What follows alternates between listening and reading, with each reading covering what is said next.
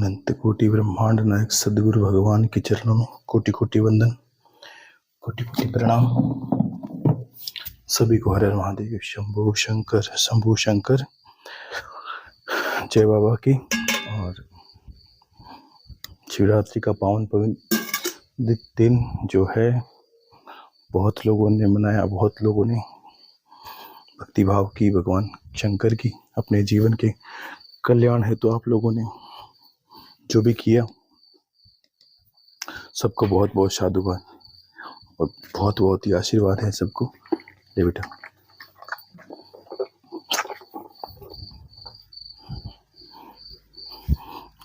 देखो जीवन में जो इंसान अगर मेहनत करके या अपने पुरुषार्थ करके कोई काम कर लेता है तो वो कर लेता है, बाकी अन्यथा हर कोई कर नहीं पाता। बहुत लोगों के शिवरात्रि के पूजा पाठ के मायने अलग अलग हैं, जैसी भी है सबको भक्ति समर्पित है सबको।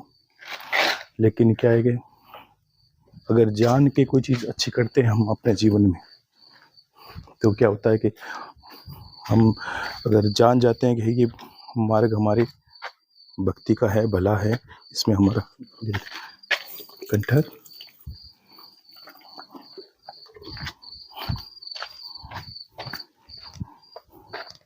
कुबेर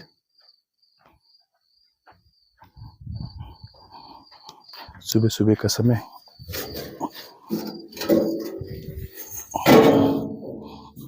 आले बेटा।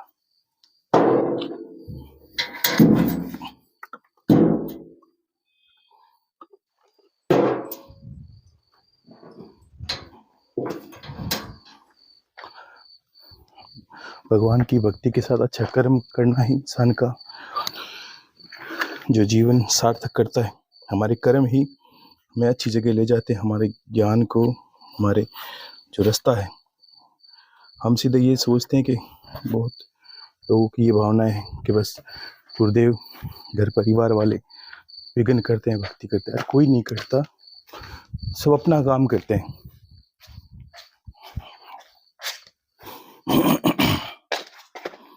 जिसके जैसे भाग्य में लिखा है वैसा वो कर रहा है। अगर किसी को पुरुषार्थ करना लिखा है वो पुरुषार्थ करेगा, किसी को और कुछ लिखा है वो अपने हिसाब से करेगा। आपके जीवन में अगर कर्म है, आपकी भगवान ने, विधाता ने आपको ऐसा मौका दिया है तो आपको करना चाहिए। ना पुरुषार्थ से पीछे हटना, ना कर्म से पीछे हटना।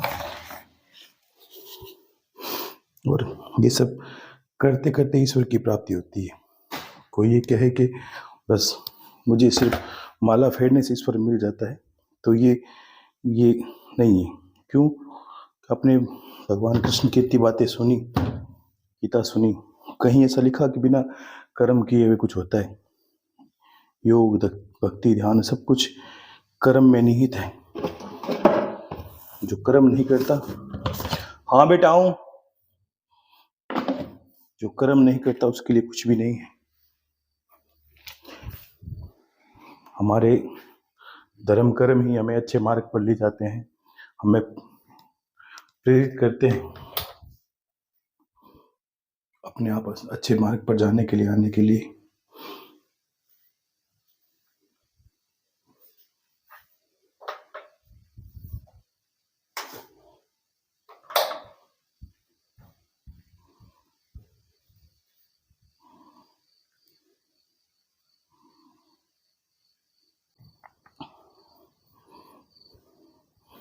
इसलिए अच्छे कर्म करोगे तो भगवान भी मिलेंगे, और मिले तो वो है। ये भी बात विचित्र भी है कि मिलेंगे तो उनको जो जिनके खो गए, जब भीतर ही बैठे हैं और वही कर्म करवाते हैं। कर्म में लिप्त रहना इंसान को, नीच कर्मों में लिप्त नहीं रहना, अच्छे कर्मों में रहता। भगवान की भक्ति करो, सब मिलेगा। अपने काम में, भक्ति में किसी को एक तो बाधा मत मानो कि मेरा परिवार बाधा है, मेरा ये बाधा है, मेरा वो बाधा है। ऐसा कोई बाधा नहीं, सब तो ये कर्म है। ईश्वर ने मौका दिया है कर्म करने का, कर्म करो। भक्ति करो भगवान की।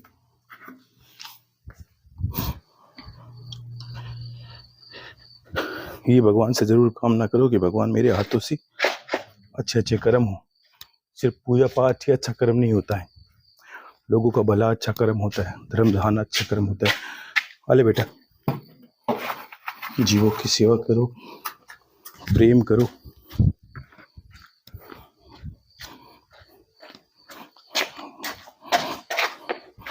जिसने पुरुषार्थ करने का महत्व जान लिया, जिसने पुरुषार्थ करने का ये जान लिया कि पुरुषार्थ है क्या, उसको मिल ही जाता है ईश्वर। क्योंकि आप जो भी कर्म करते हो उसमें सबसे बड़ा भाग रहता है जीवों की, आप कहते हैं दुआ का, बद्दुआ का, लोगों के भला करने का, दुआ बद्दुआ। आप कहीं इसलिए धर्म को ही क्यों महत्व दिया गया?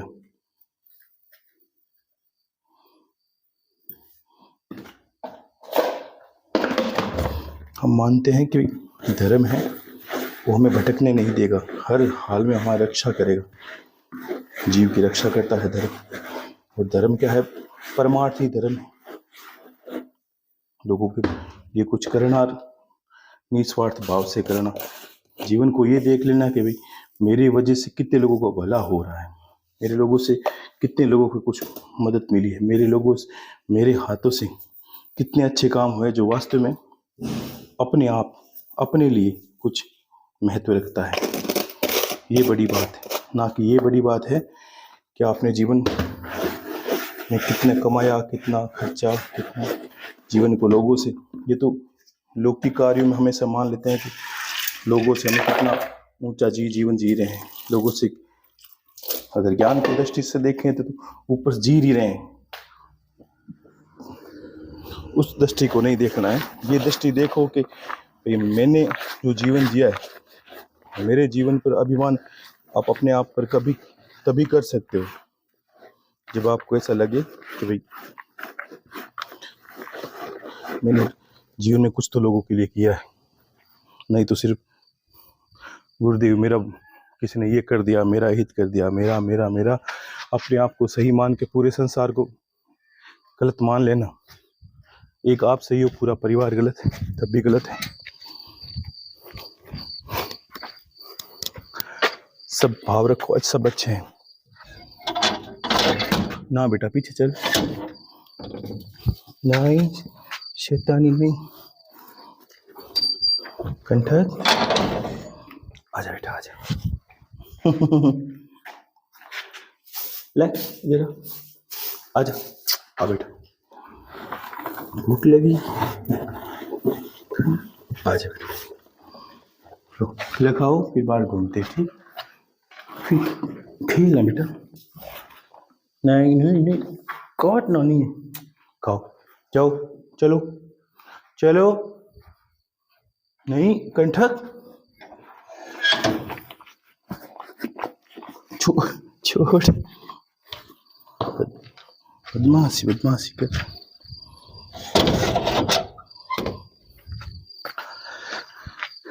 समय देखो, एक घोड़ा और है, कुबेर। ये घोड़ा एक बहुत सुंदर अश्व था, अश्व है, भगवान करे ये अच्छा रहे। तो कहीं से लिया था किसी गुरु भाई के लिए, लेकिन क्या हुआ, इतना बदमाश था, इतना काटता। तो एक तो घोड़ा और ऊपर से बदमाश और शैतान, तो रखना मुश्किल हो जाता है। तो फिर क्या हुआ कि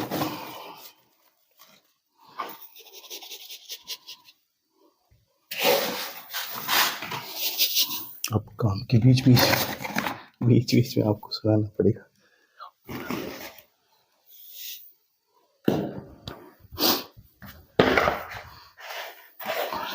एक तो घोड़ा और ऊपर से काटे, शैतानी करे। तो ये उनको बाद में पता चला जब हमने घर पे लेके आए थे, सुंदरता देख के लेके आ ली। घोड़ा तो घोड़ा अच्छा है, ईश्वर ने सब इसको अच्छे स्वरूप से अच्छा शरीर वाला, हेल्थ वाला बनाया, सुंदरता दी है। लेकिन दिक्कत क्या है कि इसमें काटने वाला एक स्वभाव था। अब पहले सोचा इसको कहीं दे देते हैं इधर उधर, लेकिन आने पर एक दो बार इसको थोड़ा डराना पड़ा, धमकाना पड़ा, लेकिन इसने स्वभाव को नहीं बदला। तो फिर क्या हो कि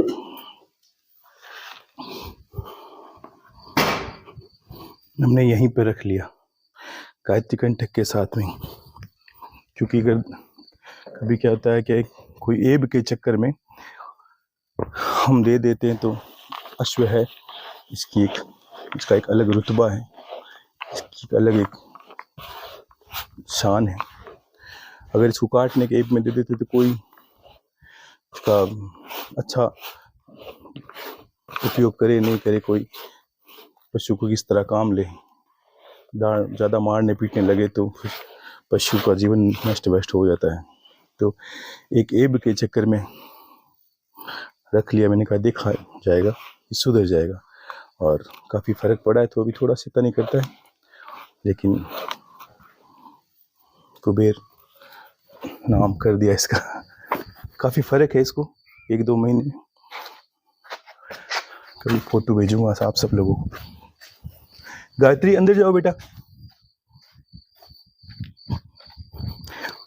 क्योंकि अगर ईश्वर ने सब गुण दिए और एक अगर मालिक ये प्रयास करे कि इसका एक और गुण बढ़ जाए, तो इसको खुद को भी अच्छा लगे। कोई पास में आना चाहे तो अगर स्वभाव अश्व का बड़ा डरावना हो तो कोई जा नहीं पाता, क्योंकि ये तो अश्व है साक्षात। बस बेटा कुबेर, आल खा ले बेटा, खाओ, भूख लगी, खा ले। बस बेटा खा ले, खा ले।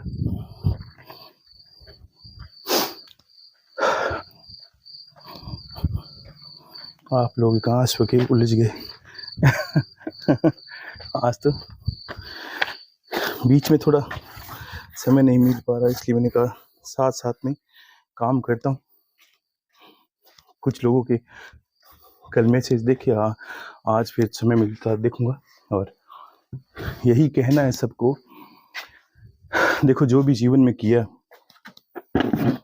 कुछ लोग, कल एक मैसेज देखा था, किसी लिखा था गुरु बहन ने, तो उन्होंने कहा गुरुदेव चाहती हूँ कि पूरा का पूरा जैसा आप बताते हो वैसा करूं, लेकिन मेरे पाप आड़े आ जाते हैं। देखो पापों से बंधो मत, पहली बात उनको इतना महत्व मत या जीवन से जोड़ो मत कि हमने पाप किया है। आपके गुणों को जोड़ो, अच्छे गुणों को। ये मत देखो कि क्या मिला नहीं, क्या पाया नहीं। ये देखो कि अभी क्या है, क्या जानते हैं, क्या हमने पाया है, किस तरह हमने अब जीवन को बदला है, कितनी। देखो ज्ञान को पहले जानना। कभी कोई इंसान मंजिल पर पहुंचता है तो सबसे पहले वो क्या करता है, आपको अगर कोई मंजिल दी जाए तो, या कहा जाए कि आपको बस इस जगह पर आपका पहुंचना है, तो सबसे पहले तो आप यही करोगे कि उसका जो रास्ता है वो चयन करोगे कि इस मार्ग से मैं पहुंच सकता हूँ। अगर जिसको मार्ग मिल जाए उसको मंजिल भी मिल जाती है। तो ये छोटी छोटी चीज़ों को अपने जीवन में बाधा मानकर, दुखी होकर, अपने विचार नकारात्मक कर बार बार ये अपनी बुद्धि को गलत रास्ते ले जाकर क्यों ऐसा मानना चाहते हो भाई हम वहाँ पहुँचे नहीं। जो विधि, जो क्रिया, जो गुप्त बात या जो गुप्त शिवरात्रि का रहस्य, वो आपने जाना। पहली बात तो जानना, आपने प्रयास किया। देखो इसके अनुभव मैंने, बहुत लोगों ने कहा मुझे, कल मैंने देखे, मैंने बहुत अच्छा लगा। बहुतों को इतने दिव्य ज्योति के दर्शन में, बहुतों को शरीर में सिहरन हुई। ये हर वो चीज़, हर एक जीवन में आप जिसने भी बैठा है, अगर उसके शरीर में हल्की सी भी हरकत हुई है किस तरह की कि वो बैठा है, शरीर में कंपन सा हुआ है, शरीर में ऊर्जा का दिखाई देना, एक ज्योति का दिखाई देना, शरीर में सुन्नपना हो जाना, शरीर एकदम पता ही नहीं चलना कब बैठे कब पता ही नहीं चला कब कहाँ बैठे हैं, होश खो देना, ये सारी क्रियाएं, सारी ये मंजिल की पहल है। मैंने कहा इस अनुभव का स्तर सबका अलग अलग होता है, यानी शरीर का स्तर अलग अलग होता है, किसकी मस्तिष्क में कितना भाव लेके बैठा है। लेकिन ध्यान रखना, जो भी बैठे हैं सब पे कृपा होगी, ये निश्चित है। महादेव का एक आशीर्वाद आप पर निश्चित है। क्योंकि पहली बात तो बिना आशीर्वाद तो आप बैठ नहीं पाते, आप बिना आशीर्वाद तो उस विद्या को जान ही नहीं पाते। अगर कोई एक आधा नहीं बैठ पाया तो ये विचार कर ले कि बिना कि ईश्वर की या महादेव कृपा के बिना आप तो जान ही नहीं पाते कि ये ऐसा एक मार्ग है। और जो बेटा है, जिसने पाया है, उसको लाखों लाखों बधाई। और ये मानो ये शिवरात्रि है, जाने हो आगे आने वाली शिवरात्रि। मंजिल एक दिन को मंजिल नहीं मिलती, और जिसको मिली है उसको बहुत बहुत साधुवाद है। क्योंकि सबका स्तर अलग अलग है, सबके जन्मों की भक्ति अलग अलग होती है। लेकिन पापों का क्षय तो निश्चित ही है। इसमें एक शिवरात्रि ये कथा भी इतनी आपने सब सुनी है, मैं जो सुनी है वो नहीं कहूँगा, लेकिन इतना समझ लो कि एक आपने पढ़ लेना, कहीं शिव पुराण में मिल जाएगा आपको, कि वो निषाद है जो शिवरात्रि के दिन गलती से, महाशिवरात्रि का दिन था, वो परिवार के पालन पोषण के लिए शिकार करने के लिए गया और बेलपत्र पे चढ़ गया, और गलती से उसके हाथों से उसी दिन वो बेलपत्र गिर रहे हैं, गलती से उसके हाथों से वो धर्म हो रहा है। क्यों? कि वो हिरणी को मारना चाहता है, लेकिन वो हिरणी के कहने से या भावनाओं में खो जाता है। तो ये भी कितनी बड़ी बात है। कोई भी गलती से भी अगर महादेव आपकी लोगों की चीजें स्वीकार करते हैं, तो आपने तो जानबूझकर प्रेम से, श्रद्धा भाव से, गुरु के कहने से कि आपने कितनी नियमावली निभाई है। तो अपने आप को बहुत बहुत सौभाग्यशाली समझो, और जितना मानोगे उतना ही जीवन का विस्तार होगा, विकास होगा। आप बहुत कुछ जानते हो। आज आप जितने लोगों ने सुना है, आज मैं नहीं कहूँगा कि ये कोई ज्ञान का आपको अभिमान हो या ऐसा हो, लेकिन जितने लोगों ने भी इतना दिनों में सुना है आपने, आप किसी से भी, मैंने तो उस वक्त भी कहा था कि 30-40 अमृतवाणी सुनने के बाद भी आपको लगेगा कि आप बहुत चीज़ों को पार चले गए हो। लेकिन आज तो आपने पता नहीं कितना सुन लिया है। तो ये सुना है, बिना ईश्वर की कृपा के कान के अंदर राम का नाम भी नहीं जाता, ये तो आपने भी अनुभव किया है। तो बिना ईश्वर की कृपा के आप ये सोच सकते हो कि आपको इतनी चीज़ें सुनने को मिले और करने को मिले। आप अगर एक दिन भी माला लेके बैठते हो, गुरुदेव का अनुष्ठान करते हो, गुरु के नाम का करते हो, तो भी आपके जन्मों के पापों का क्षय होता है, उसके बाद ही आप बैठ पाते हो। रही संसारिक विघ्न, ये विघ्न नहीं है। इसको अगर विघ्न कहोगे तो आप कैसे पूर्णता प्राप्त करोगे? इसमें कोई विघ्न नहीं है। ये तो करते हैं, कुछ नहीं करोगे तो क्या करोगे?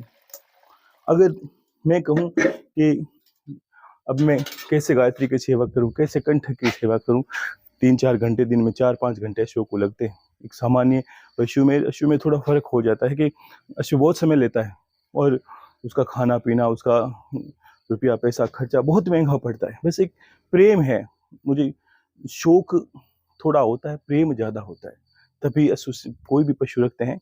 अगर सिर्फ शौक रखा तो नहीं कर सकते, प्रेम भी बराबर चाहिए इनकी। अगर मैं कहूँगा मैं इनको जो सवारी करूँ, सवारी तो कितने, कोई इंसान कितनी देर करेगा? 1 घंटा, आधा घंटा करेगा, लेकिन सेवा तो दिन भर करनी पड़ेगी। क्यों? मेरा अश्व कैसा है, वो क्या खा रहा है, क्या कर रहा है, कैसा, वो खुश है कि नहीं है, पानी इसका ध्यान रखा के, खाना पीना, हर चीज़ का। तो अगर इनको विघ्न मानूं तो, और बीच में हो जाए, परिवार का ही कोई काम हो जाए, इंसान के विवाह, जीवन में जन्मना मरना, ये सब चीज़ें लगी रहती है। अब इनको विघ्न कुछ नहीं है। आपको तो ये अनुसरण करना कि जब आपके गुरु को कोई विघ्न नहीं हो रहा है इन सब चीज़ों को करने पर, तो आपको विघ्न कैसा? आपका जो भी कार्य है, मैं इतना ज़रूर कहूँगा कि आपके जितने भी काम हैं, हो सकता है आप कोई व्यापार करते हो, कैसा ही करते हो, बस ये भाव रखो कि आपके गुरु का बस 1.5 गुना ज़्यादा आपका काम, उनका काम है। उनको विघ्न नहीं हो रहा है, आपको होना ही नहीं चाहिए, होना ही नहीं चाहिए। तो ऐसा नहीं है, कभी किसी को विघ्न मत मानो। सबको मैं इनकी सेवा भी ईश्वर की सेवा, जब गायत्री की सेवा करता हूँ, मेरे भाव ये रहता है कि अंदर गायत्री माता की तस्वीर है मंदिर में, लेकिन उससे ज़्यादा भाव तो मेरा गायत्री माता के साथ, गायत्री के साथ रहता है। सवारी करता हूँ तो ऐसा सोचता हूँ कि जैसे माँ की गोद में बैठा हूँ। तो आप लोग ऐसा क्यों नहीं? कंठ की सेवा करता हूँ तो ऐसा होता हूँ जैसे कोई औलाद की सेवा कर रहा है, कुबेर को देख रहा हूँ तो इसको भी ऐसे रखता हूँ कि नहीं, जिस दिन सोचा था कि इसको दे दूँ, लेकिन इसको आंखों में आंसू देखे मैंने कहा नहीं, मैं इसका प्रयास करूँगा, इसको अच्छा बनाऊंगा, एकदम इसकी जो ऐब है उसको निकालने का प्रयास कर। ईश्वर ने अगर इसको 99 गुण दिए हैं तो एक पर मुझे मेहनत करनी चाहिए, और हो गई कृपा निश्चित ही। यहाँ पे तो ईश्वर का फर्क ही है। तो एक महीने में इसको बहुत फर्क है, जहाँ 8-10 लोग इसको रूम जो कमरा है इसको निकालने के लिए बाहर आवश्यकता पड़ती थी, आज मैं अकेला निकाल लेता हूँ या 2 जने मिलकर निकाल लेते हैं। तो कितना फर्क है 1-2 महीने के अंदर। तो बस आप कोई भी मेहनत से ईश्वर का नाम लेके करते हो, और जीव भी समझ, जीव जंतु पशु पक्षी सब आपकी बाधाएं की जगह आपका सहयोग बन जाता है, क्योंकि आप अच्छे के लिए कर रहे हो। और आपके कल्याण को चाहना सबसे अच्छा काम है, क्योंकि जो इंसान अपने कल्याण को चाहता है उसके अंदर भावनाएं ऐसी बनती है कि बस लोगों का भी कुछ भलाई हो। आप जानते हो तो आपके मन में ऐसा रहता है।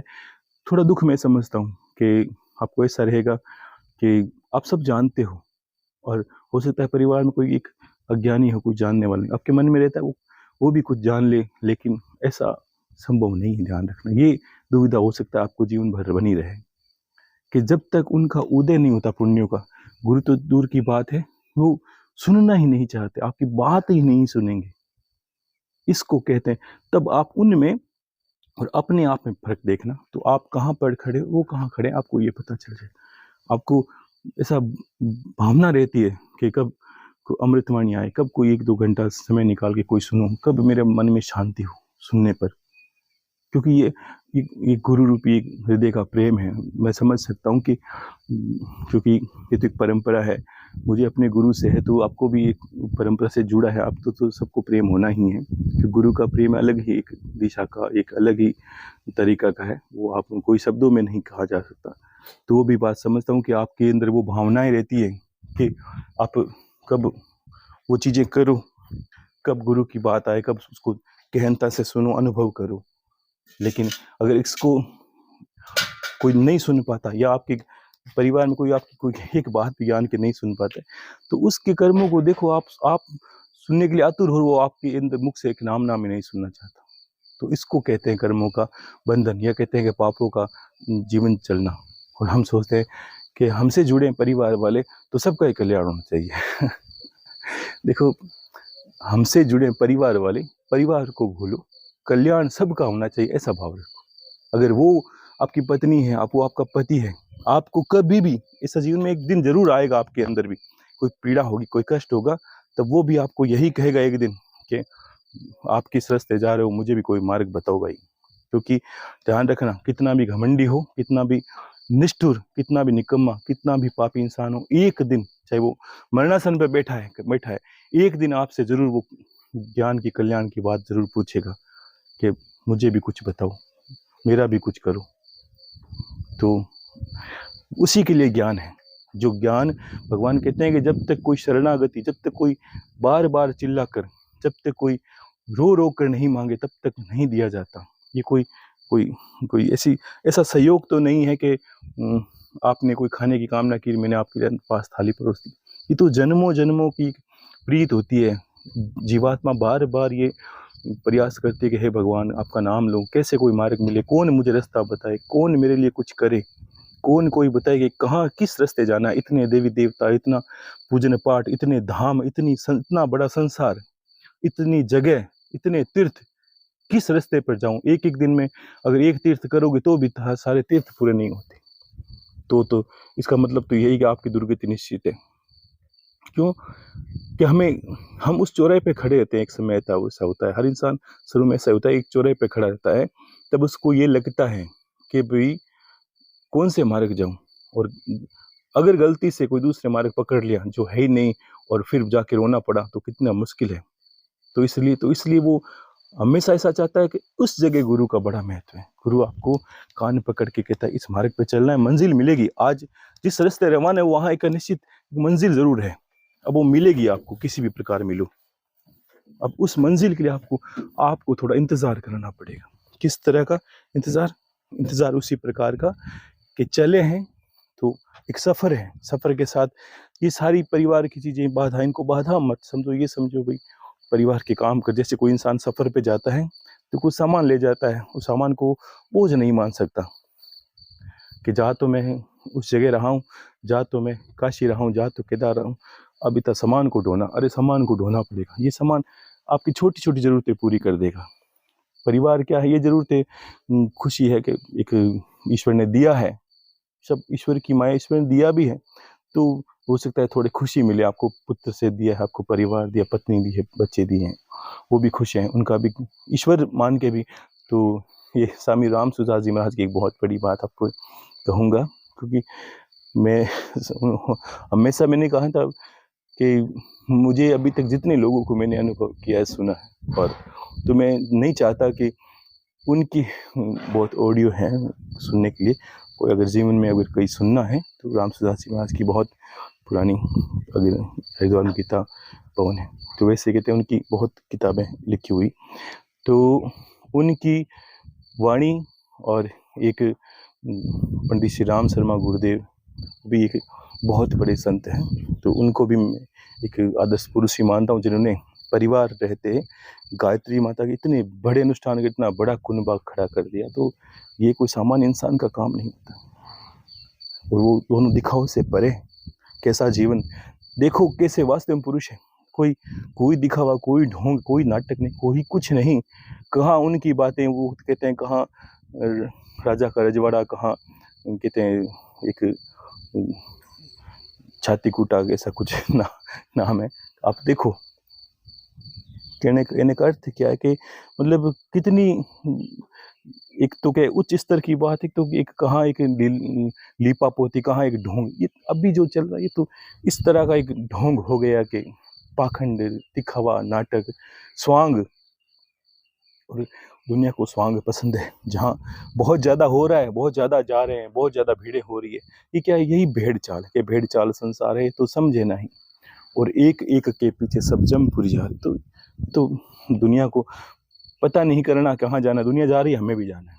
ये तो कौन करता है, ये तो भेड़ ही करती है, कि बिना जाने, बिना सोचे, बिना सुने, बिना अनुभव किए हुए। आज ये भी आपके जीवन का एक अनुभव है कि आप ऐसे दिनों में बैठे हैं और शरीर में अनुभव किया कि क्यों बैठे हैं, क्या इंतजार में बैठे हैं। इसलिए आपको भगवान नंदी का उदाहरण दिया कि उनमें कैसा संयम है। महादेव तो अमरनाथ की गुफाओं में, लेकिन वो निकल के जरूर आएंगे, क्योंकि सामने बैठने वाला नंदी है, उसको बहुत धैर्य है, बहुत सहनशील है, वो बैठा है, तो एक दिन महादेव निकल के उसके पास आएंगे। उन्हें पता है मेरे स्वामी एक दिन मेरे पास निश्चित ही आएंगे निकल कर बाहर, क्योंकि महादेव तो नंदी के साथ ही हैं। वैसे ही जो बैठा है उनके भाव में, तो उनको मिलना ही है, ठीक है ना। तो छोटे छोटे अनुभव भी आपको उनके परम है, आप जिनके हुए हैं, उन्होंने मैसेज लिख दिए, व्यर्थ में कोई मैसेज ना करना, तो आप सिर्फ इतना ही करना, जिनके अनुभव हैं वो लिख दो, मैं धीरे धीरे देख लूँगा, और बाकी समय मिलता है मैं आपको कुछ आगे कहेंगे, आपको प्रगति की बातें। जीवन बहुत अच्छा जी रहे हो, बहुत अच्छा लग रहा है मुझे। अब जैसे जैसे आप कर रहे हो ना, तो मेरा आनंद और बढ़ रहा है, मुझे इतना सुकून मिलता है, आप मानोगे नहीं, कि मेरी थकान भी नहीं, आप लोगों को करते देखते मेरी थकान भी नहीं रहती। ये ठीक वैसे ही है जैसे घोड़ा नहीं थकता तो मालिक भी नहीं थकता, क्योंकि घोड़ा थकेगा कैसे, वो तो हॉर्स है, वो तो पावर शक्ति का स्वरूप है, वो नहीं थकेगा तो उसके रखने वाला मालिक भी नहीं थकेगा। वैसे ही है, अगर शिष्य में आप में से बहुत माताएं बहनें, कुछ गुरु भाई भी शिक्षक हैं, आपने अनुभव किया, जो बच्चे पढ़ने में रुचि करते हैं ना, तो शिक्षक का पढ़ाने का जो उत्साह है वो अनंत गुना बढ़ जाता है, कि ये वो मेहनत करना चाहता है, वो चाहता है कि इस बच्चे पे वो तैयारी करे, ठीक है। तो वैसे ही अब मुझे लगने लगा है, सब सही बताऊं कि आप लोग निश्चित ही सब कुछ प्राप्त करोगे इसी जीवन में। तो सबको बहुत बहुत साधुवाद है, बहुत बहुत आशीर्वाद, ठीक है। और समय मिलते ही मैं आपको कुछ कहूँगा, और जब भी मिलता है मैं मैसेज आप एक दो लिख देना, जिन व्यर्थ में मैसेज ना करना, क्योंकि आप समझते हो इतने अभी 3-4 रोज से देखे नहीं तो हज़ारों मैसेज हैं, तो इसलिए आपको एक बार ज़रूरत है वो मैसेज लिख देना, उसका जवाब मैं समय मिलते ही, एक दिन में तो इतने सारे देखे नहीं जाते, तो जैसे समय मिलता है मैं उसको देख के आपको करता हूँ, ठीक है।